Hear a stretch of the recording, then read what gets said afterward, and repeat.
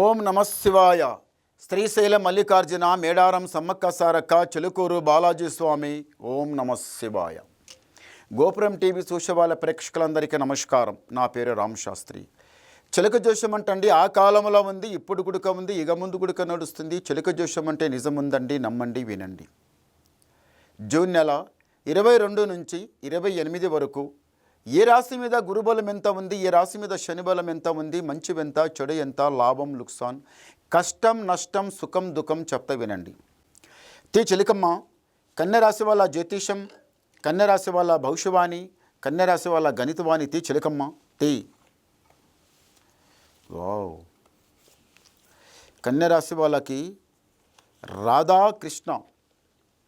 కన్యరాశి వాళ్ళకి ఈసారి ఎవరిదైతే కళ్యాణం అవుతుందో ఇట్లా రాధాకృష్ణ లేకనే ఉంటారు మీరు. మీ పెద్దల గుడిక ఈసారి ఏముంది, వాళ్ళ మనసు లోపల కళ్యాణం చేయాలి, కళ్యాణం చేయాలి, లేకపోతే చేసి ఇయ్యాలి. ఒక ఇంటికి పోయి చేసుకురావాలి, మన అమ్మాయికి ఒక ఇంటికి ఇయ్యాలి అన్నట్టు ఆలోచన ఉంది. పెళ్లి చేసేయాలని మనసు లోపల ఇంతవరకు మీరు అనుకోలేరు. చేద్దాంలే, ముందర చేద్దాంలే అన్నప్పుడు ఇప్పుడు టైం వచ్చింది, ఇప్పుడు చేసే టైం వచ్చింది. ఇంతవరకు చేద్దామన్నప్పుడు కరెక్ట్ కాలేదు టైం. చేద్దాం అనుకున్నప్పుడు ఆ సమయం రాలేదు. సమయం కాదు, అంత కాదు, అదంతా కరెక్ట్ కాదు. ఏమి రాలేదంటే పెళ్లి బలం రాలేదు. పెళ్లి బలం వస్తేనే కళ్యాణం అవుతుంది. పెళ్లి బలం లేకపోతే కళ్యాణం కాదు. ఒకటి బలం ఉంటుంది, ఒక బలం రావాలి.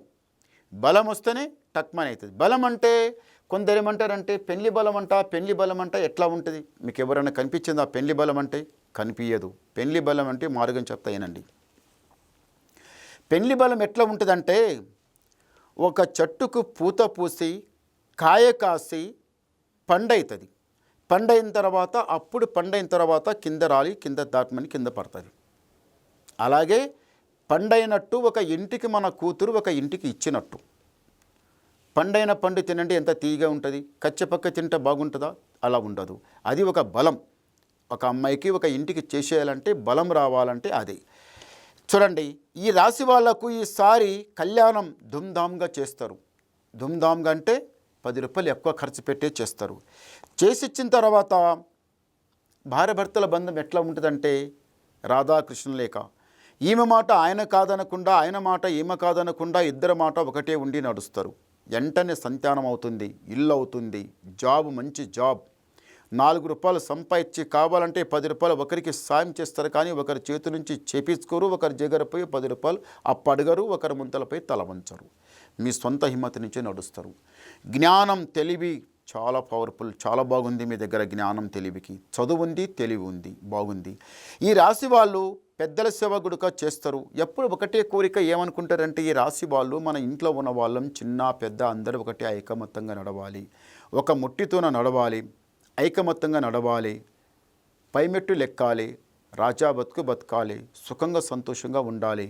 ఎక్కడో పడ్డవాళ్ళు, ఎక్కడో ఉన్నవాళ్ళు వాళ్ళు ఒక్కొక్క మెట్టు దాటి ఎక్కడో వెళ్ళిపోతున్నారు. మనం చూస్తారా ఎంత ఉన్నాం అంతే ఉన్నాం.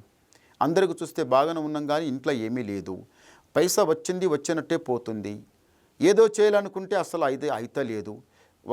మన ఇంటి లోపల ఇప్పుడు ఎన్నో సమస్యలు ఉన్నాయి. అవి జరుగుతలేవు, అవి అయితలేవు. ఏడ పన్నది ఆన్నే ఉంది, ఏడ ఉన్నది ఆన్నే ఉంది.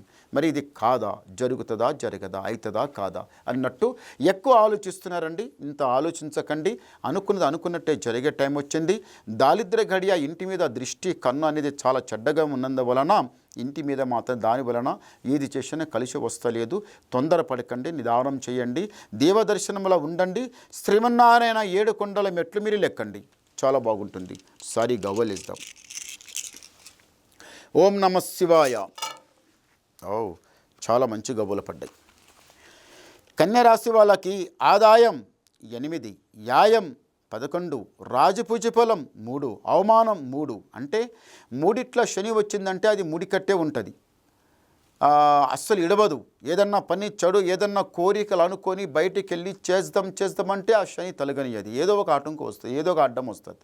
ఇంట్లోకి వెళ్ళి ఏదో అనుకొని అక్కడ పోయి చేద్దామంటే అలా ఏదో ఒకటి అవుతుంది. ఇట్లా ఒకటి అనుకుంటే ఒకటి ఆటంకం వస్తూ ఉంటుంది. తొందరపడకండి, నిదానం చేయండి, భగవంతుని మీద భారం పెట్టండి, మీకు అంత జయమే జరుగుతుంది. ఇంకా ఏమైనా వినాలనుకుంటే నాకు ఫోన్ ద్వారా మాట్లాడండి.